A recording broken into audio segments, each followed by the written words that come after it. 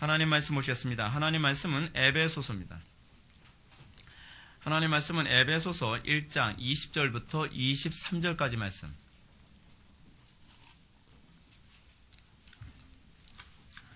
신약성경 제 성경으로는 311페이지입니다. 신약성경 311페이지 에베소서 1장 20절부터 23절까지 말씀 찾으셨으면 제가 봉독하겠습니다. 그의 능력이 그리스도 안에서 역사하사 죽은 자들 가운데서 다시 살리시고 하늘에서 자기의 오른편에 앉히사 모든 통치와 권세와 능력과 주권과 이 세상뿐 아니라 오는 세상에 일컫는 모든 이름 위에 뛰어나게 하시고 또 만물을 그 발 아래 복종하게 하시고 그를 만물 위에 교회의 머리로 삼으셨느니라. 다시 읽을까요? 시작. 교회는 그의 몸이니 만물 안에서 만물을 충만케 하시는 이의 충만함이니라. 아멘. 이 시간은 회복의 교회 14주년을 맞이해서요. 교회의 존재의 목적이라는 제목으로 하나님 말씀 증거하도록 하겠습니다. 교회의 존재의 목적. 여러분, 오늘날 기독교의 가장 심각한 문제는 무엇입니까? 오늘날 기독교가 뿌리째, 송두리째 흔들리고 있는 이유는 과연 어디에 있겠습니까? 그것은 기독교의 가장 기초적인 부분부터 정리가 되어 있지 않다는 것이 문제입니다. 기독교 신앙의 가장 기초라면 과연 무엇이겠습니까? 우리는 흔히 언급하는 교회의 용어들에 대한 분명한 이해라고 생각을 합니다. 교회에서 흔히 사용되는 용어들을 정확하게 이해하지 아니하고 자기 추측으로 그 용어를 사용하고 그 추측된 용어에 의해서 행동을 하게 될 때에 우리의 신앙은 철학이 될 가능성이 많습니다. 우리가 성경적인 삶을 살고 우리가 성경적인 신앙이 되려면 우리가 교회 안에서 사용하는 용어 하나하나가 다 성경적인 개념으로 바뀌어져야만 합니다. 실제로 우리가 사용되어지는 용어들은 세속적인 개념들을 교회 안에도 그대로 차용하고 들어와서 우리가 세속적인 관점을 가지고 그 대화를 이루어가고 있고 교회가 그런 식으로 움직여지고 있습니다. 그렇다고 한다면 교회에게서 기대할 수 있는 것은 세상일 수밖에 없는 것입니다. 우리는 오늘날 소위 교회를 수십 년간 다녔다고 하는 사람들에게 과연 복음이 무엇입니까? 라고 질문을 던졌을 때 과연 복음을 정확하게 이것이다 라고 얘기할 수 있는 사람들이 과연 몇 명이나 만날 수 있을까요? 또는 구원이 무엇일까요? 또는 천국 또는 하나님의 나라가 무엇입니까? 또는 율법과 복음이 무엇이죠? 라고 물어보게 된다면 거의 대다수의 사람들이 대답을 못합니다. 여러분, 우리가 오래 신앙생활했음에도 불구하고 왜 우리는 이런 거에 그토록 관심을 갖고 살지 않습니까? 우리가 그것을 머리로 안다고 한다고 하면서도 이것을 표현하지 못한다고 한다면 또한 그것을 우리가 안다고 얘기할 수 있을까요? 저는 이런 관점에서 우리는 가장 근본적인 문제를 오늘 다루고자 합니다. 그것은 교회란 무엇인가에 관한 부분에 관해서 한번 질문을 던져보자는 겁니다. 교회가 무엇입니까? 많은 사람들이 교회라고 해야 되면 쉽게 나오는 얘기가 있습니다. 교회 건물 아닌가요? 많은 사람들이 교회를 건물로 이해를 합니다. 근데 교회는 건물이 아닙니다. 그냥 예배당입니다. 우리가 소위 예배하기 위해서 모인 장소는 예배당이고 그냥 하나의 편의상 우리가 모이는 공간에 불과합니다. 물론 우리는 세례를 받을 때 또는 학습을 받을 때 문답서에 그런 질문을 받습니다. 교회란 무엇입니까? 라고 하게 되면 여러분들은 기억을 대부분 못하는데 뭐라고 대답했냐면 구원받은 성도들의 모임입니다. 라고 우리는 그렇게 배웠습니다. 근데 문제는 뭐냐면 교회에 정작 들어와서 사용할 때 보면 우리 교회 간다. 우리 교회 건축한다. 또는 이 교회를 건물적 개념으로 사용하는 용어들을 하도 많이 듣다 보니까 우리는 교회를 건물이라는 개념으로 인식하게 되고 말았습니다. 그래서 우리는 흔히 이렇게 얘기하지 않습니까? 이거를 교회라고도 얘기하고요. 이 건물을 교회라고도 얘기하고 또 이 건물은 또한 성전이라고도 얘기합니다. 굉장히 잘못 사용하고 있는 것이죠. 교회가 무엇입니까? 교회는 우리입니다. 그리고 성전은 바로 우리가 성전입니다. 그렇다고 한다면 여러분 교회를 이해한다는 것은 곧 뭘 의미하는 겁니까? 나의 정체성, 나의 아이덴티티를 이해하는 것입니다. 내가 뭔지를 모르는데 내가 어떻게 신앙인이라고 얘기할 수 있겠습니까? 교회가 뭔지 몰라요. 그러니까 이게 도대체 뭔지도 모르면서 그냥 교회라고 생각을 하고 있는 것입니다. 그러니까 너무나 쉽게 교회 간다는 얘기가 나오는 것이죠. 물론 교인들이 모여있는 장소로 간다고 한다면 나 교회 간다라고 하는 말이 뭐 틀리진 않겠죠. 용도상. 근데 우리는 문제는 뭐냐면 그 교회라는 용어를 명확하게 이해하지 아니함으로 말미암아 우리는 내가 교회라는 것에 대한 이 자부심 또는 내가 교회로서 나는 어떤 존재로 살아가야 되느냐에 관한 인식조차도 제대로 정리가 되지 않는 것이 문제라는 사실입니다. 오늘날 한국교회 교인들 그 교회가 뭔지 모르니까 그들의 삶 속에서 나타나는 모습이 얼마나 추잡하고 얼마나 세상 사람들과 구분됨이 없는지 모릅니다. 저는 오늘 회복의 교회 설립 14주년을 맞이하면서 이 문제에 관해서 사도 바울의 가르침을 통해 우리가 좀 면밀히 살펴보는 시간을 갖고자 합니다. 교회로 나게 되면 여러분 교회론을 이해하는데 가장 중요한 성경이 있습니다.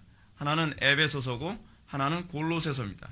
골로새서는 교회의 머리 대신 그리스도에 관해서 설명한다고 한다면 에베소서는 그리스도의 몸 된 교회를 설명해 주는 것이 바로 에베소서입니다. 에베소서를 연구하면 교회가 어떤 존재인가에 관해서 분명히 이해할 수 있습니다. 우리는 오늘 에베소서 전체를 살펴볼 수는 없습니다. 그러나 에베소서에서 교회를 규정하는데 아주 핵심적인 성경 구절 하나를 우리가 살펴보고자 합니다. 그것이 바로 오늘 우리가 살펴본 성경 말씀입니다. 사도 바울은 과연 교회를 무엇이라고 정의를 내리고 있을까요? 사도 바울은 교회가 과연 어떤 것이라고 우리들에게 얘기해주고 있을까요? 사도 바울은 이 본문을 통해서 이 짧은 구절을 통해서 아주 명쾌하게 얘기해주고 있습니다. 20절과 21절의 말씀을 다 같이 한번 읽어보시겠습니다. 시작. 그의 능력이 그리스도 안에서 역사하사 죽은 자들 가운데서 달리 살리시고 하늘에서 자기의 오른편에 앉히사 모든 통치와 권세와 능력과 주권과 이 세상뿐 아니라 오는 세상에 일컫는 모든 이름 위에 뛰어나게 하시고 아멘. 사도 바울은 교회가 무엇인지 설명하기 전에 예수 그리스도의 부활과 승천을 먼저 언급합니다. 여러분, 왜 교회를 설명하는 데 있어서 예수 그리스도의 죽으심과 부활을 먼저 얘기할까요? 우리는 사도 바울이 교회를 얘기하는 데 있어서 예수 그리스도의 죽으심과 부활을 먼저 설명하는 것이 얼마나 탁월한 접근인지 이제 알게 될 것입니다. 바울은 그의 능력이, 다시 말해서 성부 하나님의 능력이 그리스도 안에서 역사하사 죽은 자들 가운데서 다시 살리셨다라고 운을 띄웁니다. 바울 사도는 교회를 설명하는 데 있어서 잊어서는 안 될 가장 중요한 관점을 우리에게 제시하고 있는데 그것이 뭐냐면 예수 그리스도의 죽으심과 부활과 또 뒤에 또 설명해야 될 승천을 그리고 하나님의 우편에 앉아 계심을 잊어서는 안 된다는 사실입니다. 교회가 어떤 존재인지를 이해하려면 이 세 가지 예수 그리스도의 죽으심과 부활, 예수님의 부활과 승천과 하나님의 우편에 앉아 계심, 여러분 이 개념에서 여러분들은 교회가 시작되어져야만 합니다. 우리는 오늘날 교회됨을 자꾸 망각하는 것이 뭐냐면 우리는 예수 그리스도의 죽으심에 연합하여 부활한다는 것이 우리에게 별로 와닿지 않는다는 것이 문제입니다. 근데 바울은 뭐부터 얘기합니까? 죽은 자들 가운데서 살리신 예수 그리스도를 얘기합니다. 바울이 왜 예수 그리스도의 죽으심과 부활로부터 설명을 하고 있을까요? 왜 교회를 설명하는데 다이렉트로 교회를 얘기하지 않고 왜 예수 그리스도의 죽으심과 부활을 설명하고 있는가? 본문에서 바울은 예수 그리스도를 성부께서 살리셨다라고 얘기합니다. 죽으셨던 예수님을, 그리스도를 성부께서 살리셨습니다. 이는 교회가 교회되기 위한 가장 중요한 기초가 바로 여기에 있다는 점을 우리에게 얘기해 줍니다. 그러면 교회됨의 기초를 왜 예수 그리스도의 죽으심에서 부활하신 그 부활하신 예수 그리스도에 우리가 관심을 가져야만 합니까? 그 이유는 예수 그리스도의 부활, 다시 말해서 성부께서는 그리스도의 살리심이 바로 칭의와 관련을 맺고 있다고 하고 있기 때문에 그래요. 여러분, 칭의, 우리가 거의 잘 못 듣는 그런 용어죠. 칭의. 우리의 구원은 어디서부터 출발되어지냐? 예수 그리스도의 칭의 되심. 여러분, 예수님이 칭의 되셨다는 얘기가 무슨 얘기입니까? 예수님께서 죽으셨다가 살아나셨는데 죽으셨던 예수님이 살아나셨다는 것은 여러분 어떤 사람만 살 수 있죠? 죄가 없는 사람만 살 수 있는 것 아닙니까? 근데 죽으셨던 예수님이 살아나셨습니다.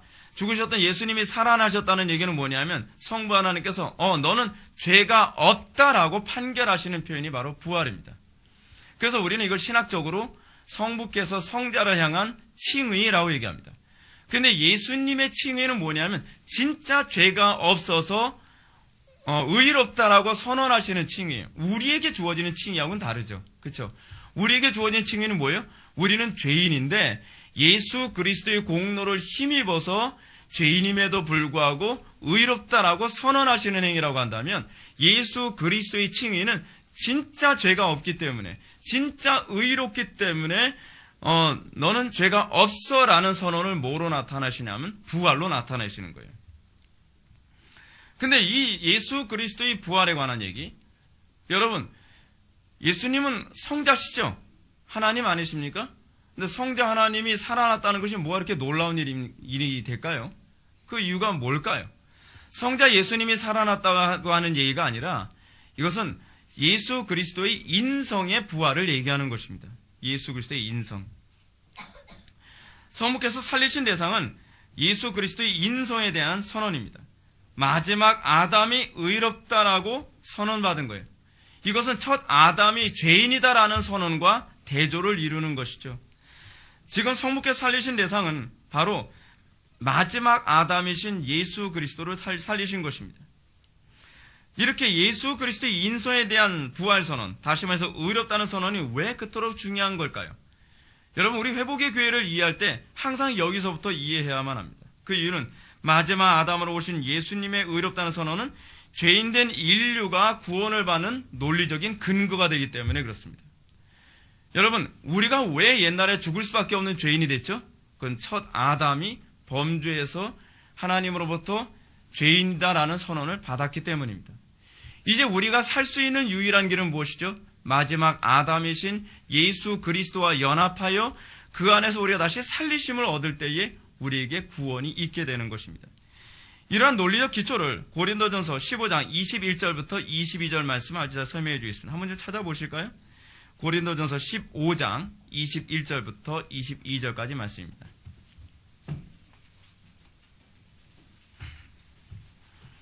고린도전서 15장입니다. 고린도전서 15장 21절부터 22절까지의 말씀.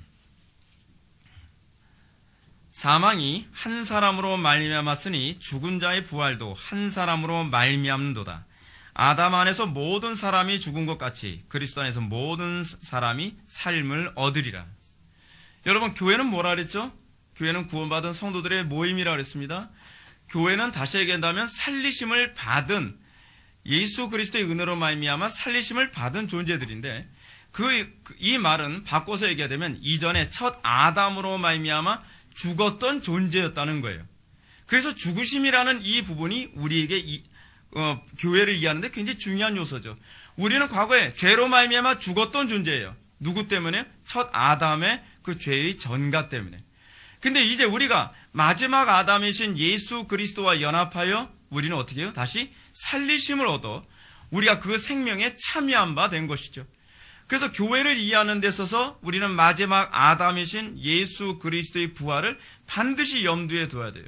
그래서 천하 인간의 구원받을 만한 어떤 이름도 준 적이 없다는 것은 그런 이유 때문에 그렇기도 합니다.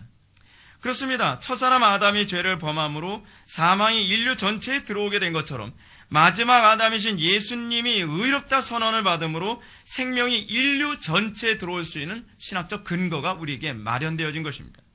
그러므로 부활은 단순히 예수님이라는 한 개인의 살아나심의 문제가 아니에요. 이것은 인류 전체를 향한 대표성을 의미합니다. 이미 첫사람 아담으로 말미암아 죽은 인류가 이제는 마지막 아담이신 예수 그리스도 통해서 생명에 참여하게 될 것입니다. 그런데 바울은 그리스도에 대하여 부활을 언급한 후에 곧바로 하늘에서 자기 오른편에 앉히사라는 말씀으로 이어갑니다. 여러분, 이게 굉장히 중요한 논리입니다. 여기서 하나님께서, 성부 하나님께서 그리스도를 죽음에서 살리신 것이 궁극적 목적이 아니라는 거예요. 궁극적 목적이 뭐예요? 하나님 우편에 앉히시는 거예요. 일단은 살리셔야 되잖아요. 살리시고 우편에 앉히시기 위해 살리셨다는 얘기예요. 제가 여러분한테 조나단 에드워즈의 천지창조의 목적에 관해서 제가 잠깐 언급했습니다. 구원이 뭐라고요? 궁극적 목표가 아니라 그랬죠. 구원은 종속적 목적이에요. 구원은 무엇에 종속된 목적이죠? 하나님의 영광을 위하여 살 수 있도록 우리의 기능을 바꾸는 종속된 목적이죠. 기능이 안 바뀌면 하나님의 영광 위에서 살 수 없으니까 우리를 하나님의 영광대로 살 수 있도록 기능을 바꿔놓으신 거예요. 그러니까 여러분들 자꾸 우리가 이 인식이 없으면 어떤 문제가 발생하냐 하면 그럼 막 살아도 구원은 받은 거잖아요 라는 얘기가 나오는 거예요. 그럼 불가능해요. 왜냐하면 하나님께서는 궁극적 목적이 하나님의 영광을 위해 살도록 우리를 구원하신 것이기 때문에 우리가 하나님의 영광 위하여 살게 될 때에 비로소 내가 구원받았다는 것을 확신할 수 있는 것이죠. 이것이 바로 종속된 목적이고 하나님의 영광이 궁극적 목적이죠. 예수 그리스도의 부활도 사실은 그렇습니다. 예수 그리스도의 부활은 사실은 종속된 목적이라고 얘기할 수 있죠. 왜냐하면 예수 그리스도를 부활시켜 궁극적으로 하나님 우편에 앉게 하시는 것이 목적이기 때문에 그렇습니다. 성부께서는 예수 그리스도를 부활시켜서 자신의 오른편에 그리스도를 앉히심으로써 칭의의 목적이 바로 당신의 우편에 앉히시는 데 있다는 것을 알 수 있습니다. 자, 그러면 성부께서 그리스도를 자기 우편에 앉히셨다는 얘기가 무슨 의미일까요? 구약적 표현으로서 성부께서 그리스도를 하나님의 우편에 앉히셨다는 것은 하나님의 통치 대리자를 삼으셨다는 거예요. 여러분 항상 구약에서 그런 얘기하죠. 총리를 요셉을 자신의 우편에 애굽의 파라오의 우편에 앉힌다. 뭐죠? 내 권리를 그에게 양도했다는 거죠. 그가 그 권리를 사용할 수 있도록 허락했다는 것이죠. 이걸 우리는 뭐라 하냐면 대리 통치자라고 얘기합니다. 궁극적으로 예수 그리스도에게 그 통치권을 위임하여 예수께서 성부 하나님의 통치권을 사용하도록 했다는 얘기입니다. 이건 구약적 표현이죠. 자, 그런데 이 표현이 구약에서 또 다른 표현으로 나타나죠. 여러분 대리 통치자가 되면 머릿속에 딱 떠오르는 표현 있지 않습니까? 하나님의 형상이에요. 그러니까 여러분 최초에 아담과 하와를 하나님께서 창조하시고 하나님께서 자기의 형상, 자기의 모습대로 사람을 창조하셨다라고 얘기합니다. 하나님의 형상대로 아담과 하와를 창조하셨다는 것은 뭘 의미하죠? 구약에서 흔히 사용하는 용어인데 하나님의 대리 통치자라는 얘기예요. 그렇다고 한다면 하나님의 형상이라는 말은 무엇과 같은 말이냐 하면 하나님의 우편에 앉음, 이 말과 동의어로 여겨질 수 있다는 얘기입니다. 하나님의 우편에 앉은 것은 사실은 첫 아담에게도 동일하게 나타난 것입니다. 그것을 하나님의 형상대로 창조되었다는 말이 그것을 의미합니다. 첫사람 아담이나 마지막 아담이 하나님의 대리 통치자가 되게 하셨다라는 말씀이 바로 하나님의 형상이라는 것이죠. 그래서 여러분 예수님 뭐라 얘기합니까? 나를 본즉 아버지를 보았느니라. 예수님이야말로 완전한 하나님의 대리 통치자예요. 하나님의 형상이에요. 그러므로 이러한 말씀을 더욱 선명하게 설명하는 차원에서 바울은 21절부터 22절 전반부까지 이렇게 얘기합니다. 모든 통치와 권세와 능력과 주권과 이 세상뿐 아니라 오는 세상 일컫는 모든 이름 위에 뛰어나게 하시고 또 만물을 그의 발 아래 복종하게 하셨다라고 얘기합니다. 여러분 우리가 하나님의 형상과 통치가 연결되어진다라고 생각한다면 우리가 하나님의 형상, 하나님의 영광에 참여한 삶을 살지 않고서 우리가 하나님의 대리 통치자의 삶을 살 수 없다는 것은 너무나 선명하지 않습니까? 오늘날 이 교회들에게 나타나는 심각한 문제는 무엇이냐 하면 하나님의 통치 구현하는 것을 무슨 능력으로 무슨 하나님의 통치를 구현한다고 생각을 합니다. 뭐 영력, 무슨 영빨, 이상한 말을 사용해가면서 그걸 통해서 하나님의 통치를 구현한다고 생각을 해요. 그래서 무슨 그 배려하시기로 귀신을 춥기를 하고 귀신 쫓고 신사도 운동에서는 그러지 않습니까? 사람들 모여가지고서 저쪽을 향해서 우리가 막 기도를 해야 되면 저쪽에는 지역 귀신이 물러간다는 거예요. 하나님의 통치는 그렇게 지역 귀신 물러나게 하는 이런 식의 통치가 아니에요. 하나님의 통치는 그의 백성들이 하나님의 형상으로 살아감으로써 하나님의 통치가 구현되는 것입니다. 기도만 많이 한다고 하나님의 통치가 구현되는 게 아니에요. 하나님의 통치를 구현하는 방식은 하나님의 형상에 참여함으로 우리 통해서 하나님의 영광이 나타나는 겁니다. 그렇기 때문에 우리가 하나님의 형상대로 살아가는 데 관심이 없다면 하나님의 통치도 기대할 수 없다는 것을 기억해야만 합니다. 여러분들 가정에 하나님의 통치가 나타나기 원합니까? 그렇다면 여러분들은 하나님의 형상에 참여한 삶을 사는 데 관심을 가져야죠. 자, 그렇기 때문에 지금 여기서 보게 되면 그리스도를 하나님의 우편에 앉히셨다라는 말은 곧 하나님의 통치를 대신 수행하는 통치자가 되셨다라고 말하는 것입니다. 그리스도께서는 이렇게 하나님의 통치를 위임받아서 세상을 다스리는 왕의 권세를 수행하게 하신 것입니다. 이것을 고백하는 것이 바로 예수가 그리스도시다라는 것입니다. 여러분, 예수가 그리스도시다. 또 다른 말로 예수가 메시아시다. 또 다른 말로 예수가 왕이시다. 우리 이걸 줄여서 뭐라고 얘기하죠? 예수 그리스도라고 얘기하죠. 이게 초대교회의 캐리그마죠. 초대교회의 복음 선포가 뭐예요? 예수님이 왕이시다라고 선언하는 것입니다. 우리가 예수 그리스도의 통치 아래 있는 하나님의 백성이라고 한다면, 우리가 예수 그리스도의 통치 안에 있는 교회라고 한다면 우리가 뭐예요? 그 통치에 따라야죠. 예수님이 왕이심을 인정해야죠. 예수님의 명령에 따른 죽기까지 따르오리라고 얘기하는 것처럼 우리가 그의 통치에 더 이상 마귀의 통치를 거부하고 우리가 하나님의 통치를 따름으로 우리가 예수가 그리스도시다라고 고백하게 되는 것입니다. 근데 이 문제는 이렇게 그리스도께서 성부 하나님에 의하여 부활하셨다는 얘기가 무슨 얘기예요? 칭의 되시고 성부께서 성자를 그리스도를 의롭다 선언하시고 하나님의 우편에 앉아 계심으로 이 대리 통치자, 다시 하면 이 왕이, 그러니까 여러분들 이 용어를 잘 정리해야 되죠.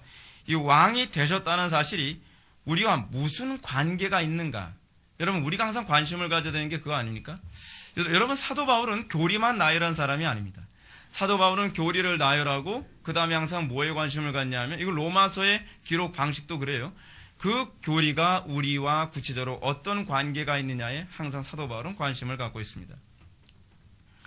우리가 예수 그리스도의 죽으심과 부활과 승천, 그리고 하나님의 우편에 앉아 계심, 이 교리 여러분들 아는 사람 다 알죠. 모르는 사람 거의 없습니다. 근데 문제는 뭐냐면 이 교리가 구체적으로 우리의 삶에 어떻게 적용되어지고 어떻게 열매를 맺으며 어떤 양태로 나타나느냐에 관해서는 제대로 이해하는 사람들이 그다지 많지가 않습니다. 우리가 이것을 안다면 오늘날 교회들이 이렇게 살아가진 않을 것입니다. 오늘날 교회들이 정말 더 거룩하고 더욱더 다이나믹하며 더욱더 능력 있는 삶을 살아갔겠죠. 근데 우리는 이 복음이 예수 그리스도의 죽으심과 부활과 승천과 하나님의 우편에 앉아 계심이 우리에게, 교회에게 구체적으로 어떻게 적용되어지는지를 잘 모른다는 것이 문제입니다. 자, 이것을 우리는 사도 바울의 가르침을 통해서 살펴보게 되어집니다.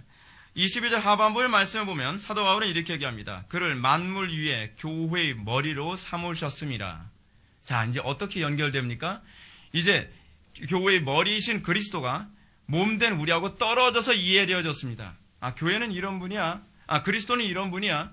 그리스도는 이렇게 죽으셨다가 부활하셨다가 승천하셔서 하나님의 우편에 앉아 계셨지. 객관적인 어떤 팩트를 우리는 알고 있습니다. 2000년 전에 일어난 사건입니다.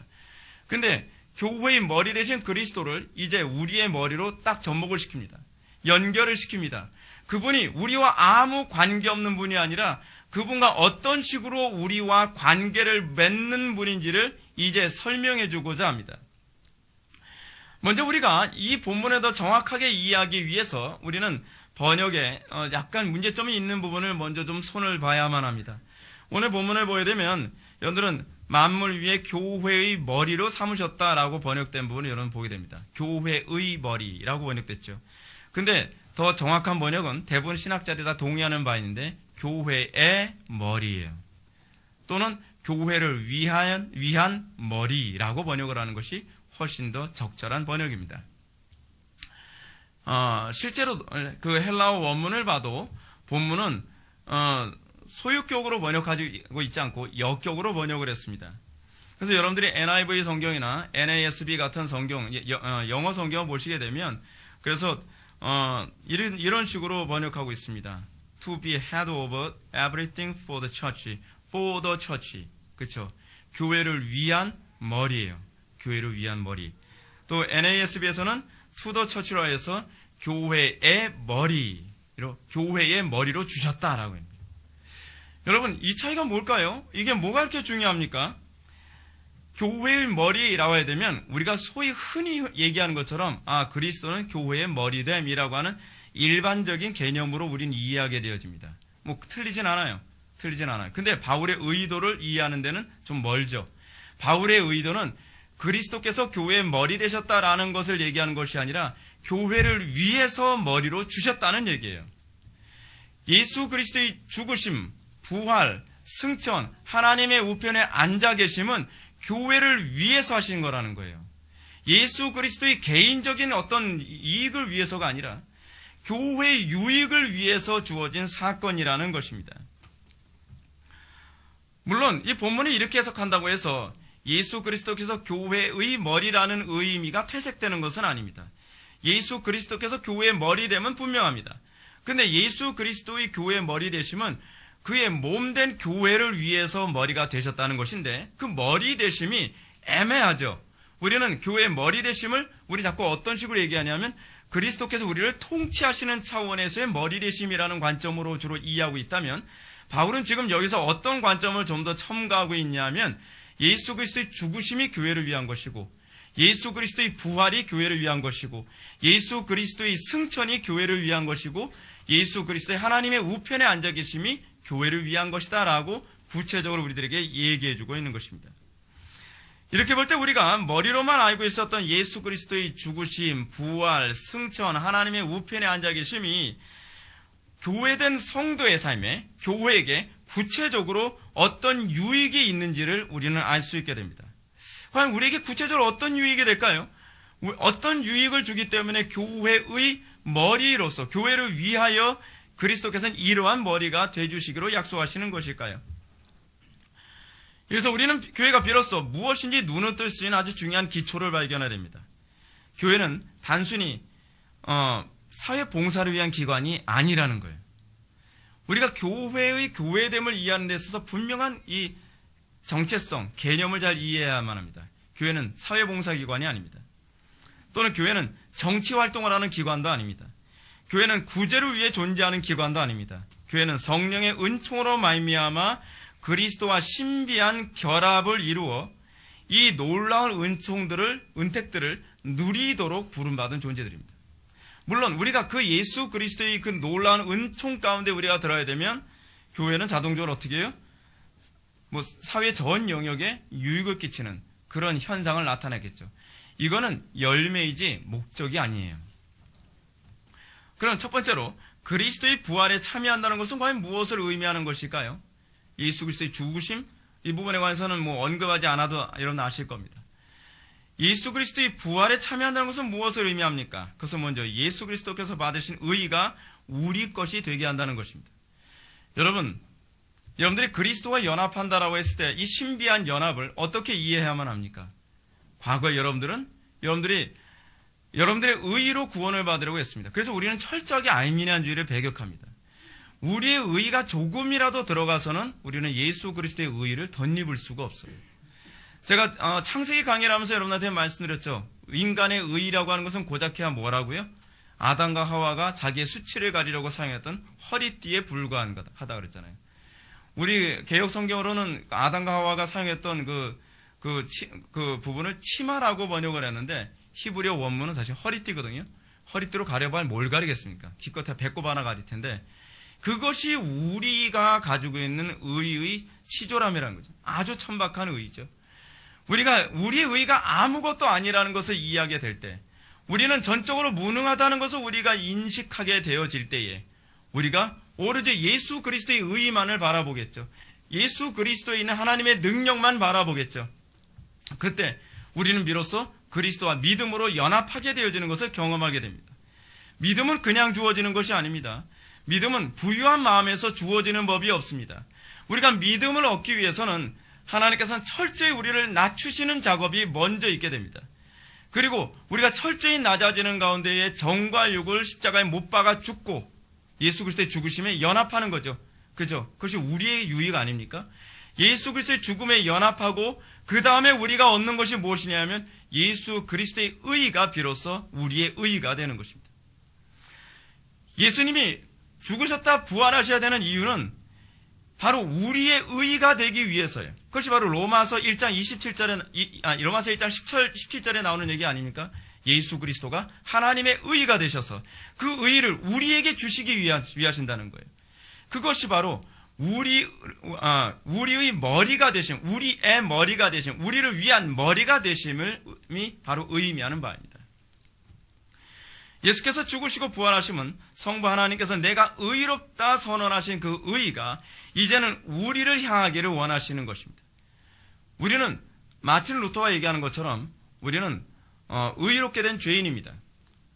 우리는 죄인에 불과하지만 예수 그리스도의 의를 우리가 덧입음으로 말미암아 하나님의 심판대 앞에서 우리는 의롭다 칭함을 받게 됩니다. 왜 우리는 의롭다 칭함을 받죠? 그 이유가 어디 있죠? 그냥 심판을 모면하기 위해서입니까? 그게 아니라 그랬죠. 우리가 거기서 멈추면 안 된다 그랬죠. 왜 우리는 예수 그리스도의 의를 덧입는 거죠? 왜 그 의를 덧입힌 거죠? 하나님과 회복된 관계로 살게 하기 위해서요. 항상 주님의 관심은 관계거든요. 관계. 우리가 그 관계에 관심이 없다고 한다면 아직 의롭게 된 그 죄인이라고 보기가 곤란한 거죠. 그리고 우리가 이렇게 예수 그리스도의 의를 덧입었을 때에 우리만 마지막 날 죽을 몸도 살리심을 얻게 될 것이라고 확신할 수 있게 되는 것입니다. 두 번째로 그리스도의 승천이 우리를 위해 주어진 것이라는 말이 무엇을 의미하는 걸까요? 그리스도의 승천이 우리를 위해서 주어졌다. 우리에게 어떤 유익이 될까요? 그것은 교회가 더 이상 이 세상에 속하지 않고 천상에 속한 자로 살아가게 한다는 사실입니다. 우리는 예수 그리스도를 믿음으로 말미암아 더 이상 우리는 이 세상이 나의 본향이 아니라고 생각합니다. 여러분들이 예수를 믿고 난 이후부터 여러분들은 이미 천상의 백성이 되었습니다. 그것이 바로 하나님 승천했다라고 하는 개념이 우리에게 적용되어지는 방식입니다. 여러분 어떻습니까? 여러분들은 하나님 나라의 삶을 살아갑니까? 아니면 여러분들은 여전히 세상에 속한 삶을 살아갑니까? 성도는 칼빈주의자들이 흔히 얘기하는 것처럼 세상에 살지만 천상에 속한 삶을 살아가는 존재가 바로 교회입니다. 저는 우리 회복의 교회가 그런 교회가 되길 바랍니다. 우리 회복의 교회가 세상에 살고 있는 사람들이지만 여전히 천상에 살고 있는 성도들과 아무 차이가 없는 그런 존재들로 살아가기를 바랍니다.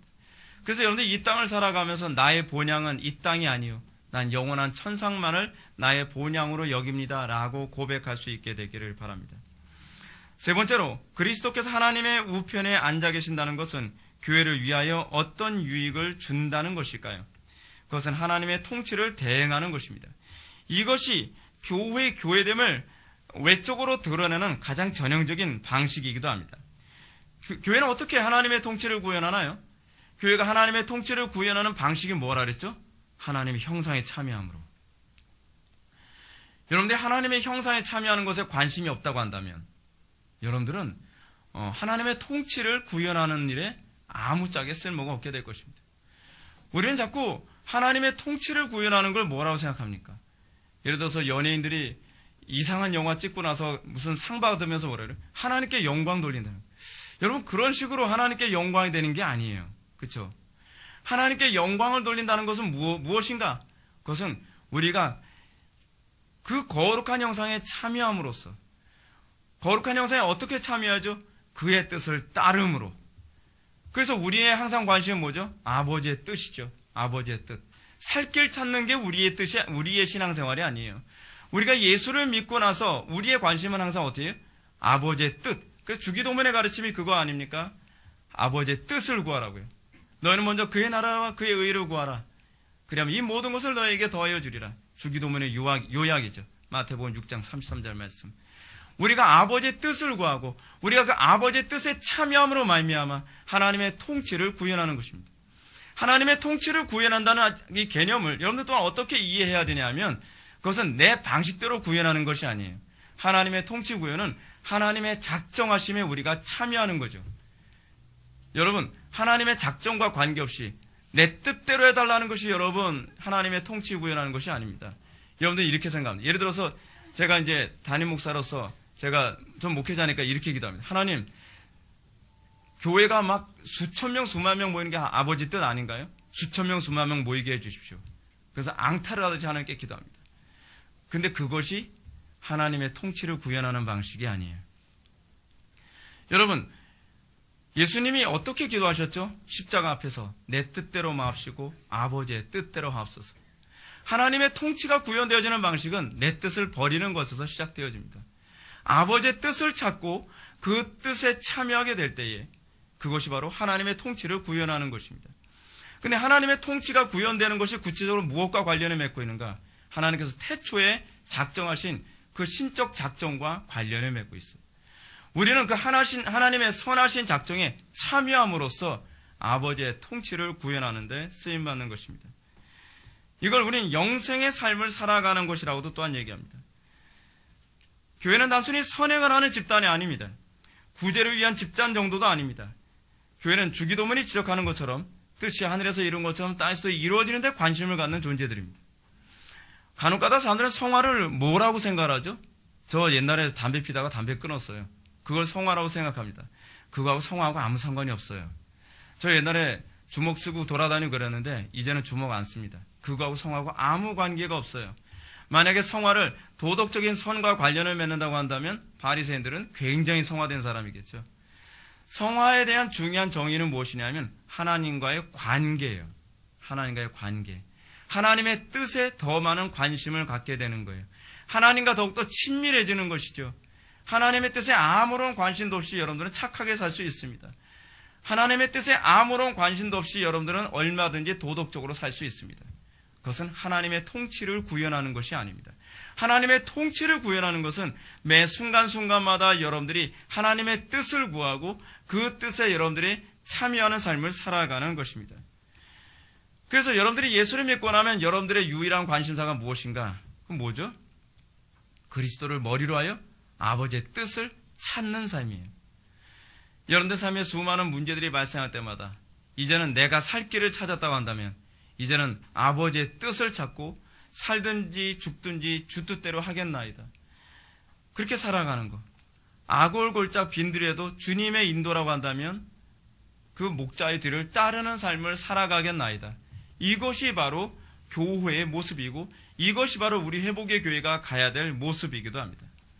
그러므로 바울은 이러한 교회의 특징을 최종적으로 23절의 말씀을 통해 아주 절묘하게 요약합니다.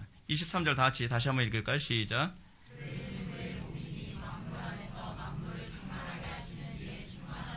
아멘. 이 본문의 의미를 좀 더 선명하게 하기 위해서 공동번역의 번역을 제가 한번 읽어드린다면 공동번역은 이렇게 번역하고 있습니다. 번역이 잘 된 거예요. 교회는 그리스도의 몸이며 만물을 완성하시는 분의 계획이 그 안에서 완전히 이루어집니다. 그렇습니다. 교회가 그리스도의 몸이라고 했을 때 교회의 존재의 목적은 만물을 완성하신 분의 계획이 그 계획이 교회를 통해서 완성되어지는 거예요. 교회의 관심이 뭐예요? 그래서 아버지의 계획이에요. 아버지의 뜻이에요. 아버지의 작정이에요. 항상 우리 회복의 교회가 관심을 가져야 되는 것은 우리가 어떤 시스템을 구축하고 우리가 계획한 대로 교회가 차곡차곡 움직여지는 것이 아니라 항상 아버지의 뜻, 아버지의 작정, 아버지의 계획에 관심을 갖고 나의 계획에 아버지가 맞춰달라고 하는 것이 아니라 하나님의 계획에 우리가 맞춰가며 살아가는 것입니다. 하나님의 계획이 때로는 더뎌 보일 수도 있습니다. 하나님의 계획이 때로는 굉장히 비실용적으로 보일 수도 있습니다. 하나님의 계획과 하나님의 작정하심이 어떻게 보면 좀 미련해 보일 수도 있습니다. 그러나 교회는 그 아버지의 계획을 따라가고 그 작정대로 걸어가는 것입니다.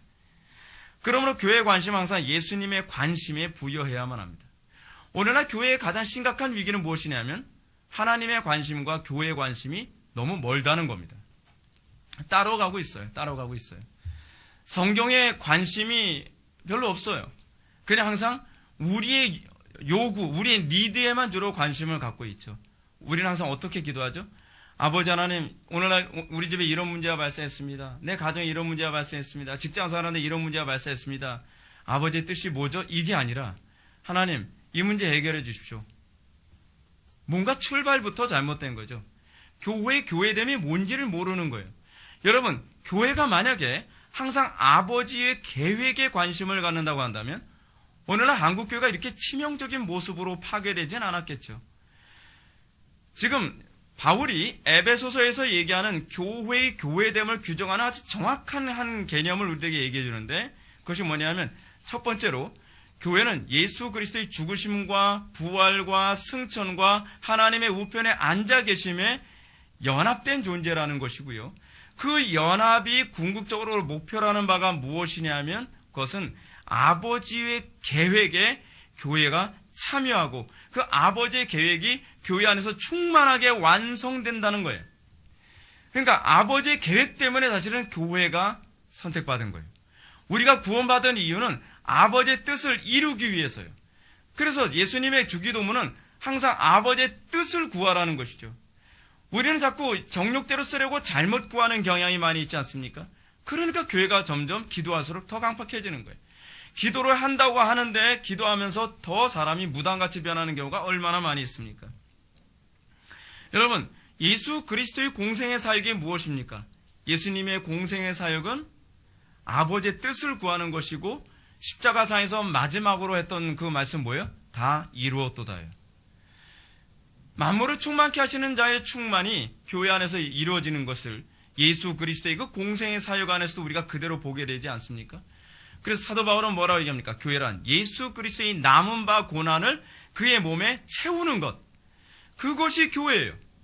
우리 회복의 교회가 관심을 가져야 될 것은 무엇입니까? 나의 계획이 아니에요. 나의 작정이 아니에요. 여러분들의 인생을 디자인하고 계획하지 않습니까? 근데 여러분들이 예수를 믿고 나서 여러분들에게 달라지는 게 무엇입니까? 이제는 내가 계획했던 것, 나의 디자인, 이것을 다 이제 엎어버리고 이제는 하나님의 계획에 나의 계획을 맞춰가는 것이죠. 신앙이란 하나님께서 내 계획에 참여해서 좀 서비스해주고, 그 뒤에서 서포트 해달라고 하는 게 그게 신앙이 아닙니다. 신앙이란 이제는 내 계획을 다 포기하고, 내 작정을 다 포기하고, 이제는 하나님의 작정에 우리가 참여하고, 하나님의 계획의 일부로 살아가는 것. 그것이 교회예요. 그것이 교회. 하나님께서 교회를 세우신 목적이 바로 그거라는 것입니다. 사랑하는 성도 여러분, 회복의 교회가 14년이라는, 이제 만 14년이라는 이 세월을 우리가 지나서 여기까지 왔습니다. 우리는 이 14년이라는 기간을 과연 어떻게 생각해야 될까요? 앞으로도 우리 회복의 교회가 30년, 40년 더 진행된다고 보장할 수 없습니다. 우리는 잘 되는 것만이 아버지의 뜻이 아니라 때로는 교회가 무너지는 것도 아버지의 계획 가운데 있을 수도 있다고 저는 생각을 합니다. 여러분, 초대교회는 어떻습니까?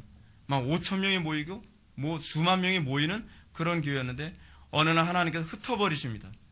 그것이 아버지의 계획이에요. 선하신 계획이에요. 그걸 감사할 수 있어야 돼요. 우리는 자꾸 내가 영광을 받고 내가 박수를 받고 내가 남들에게 스포트라이트를 받는 것이 항상 아버지의 뜻이라고 꿰맞추려고 하는 성향이 굉장히 많이 있죠. 그렇지 않아요. 그렇지 않아요. 저는 계속 목회를 하면서 매 순간순간마다 그런 생각을 합니다. 이 목회가 과연 언제까지 갈까? 저는 사실은 항상 그런 생각을 많이 합니다. 오래 가지 않을 수도 있겠다. 아버지 계획하고 제 계획하고는 다르거든요.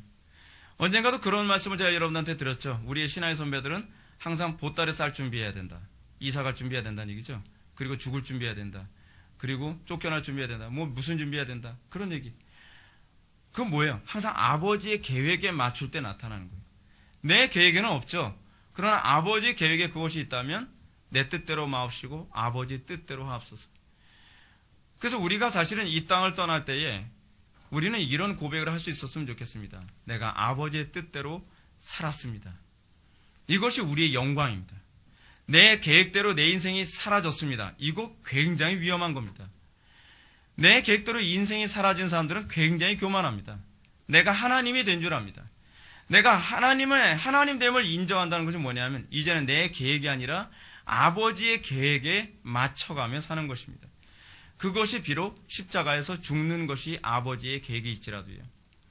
사랑하는 성도 여러분, 우리는 회복의 교회가 14주년을 맞이하면서 교회 정체성에 관해서 다시 한번 생각해 봐야 되겠습니다. 교회 정체성이 무엇입니까? 성장입니까? 사회봉사입니까? 구제입니까? 그렇지 않으면 사회개혁입니까? 아니에요. 우리는 교회의 정체성을 좀 더 분명하게 가져야만 합니다. 그것은 아버지의 계획을 찾고 아버지의 계획에 맞춰가며 아버지의 계획을 우리가 성취해 나가는 도구로 쓰임받는 것입니다. 만물을 충만케 하시는 자의 충만이 교회 안에서 이루어집니다. 교회의 영광은 무엇입니까? 그것은 아버지의 계획이 그 교회를 통해서 이루어진다는 사실입니다. 이것이 요한계시록의 주제이기도 합니다. 요한계시록에서는 끊임없이 교회를 통해서, 교회의 기도를 통해 또는 교회의 순교를 통해, 교회의 헌신을 통해 역사가 진행되어져 간다는 것을 요한계시록이 우리들에게 얘기해주고 있습니다. 교회는 하나님의 형상으로 창조된 대리 통치자들입니다. 근데 그 대리 통치를 어떻게 하느냐? 그것은 하나님의 형상대로 살아감으로, 예수 그리스도의 그 영광에 참여함으로 우리는 하나님의 통치를 구현하게 될 것입니다. 사랑하는 성도 여러분, 여러분들의 계획, 여러분들의 관심사가 오로지 그리스도에게만 초점이 맞춰지길 바랍니다. 우리 회복의 교회가 끊임없이 거기에 초점을 맞추며 나아가기를 바랍니다.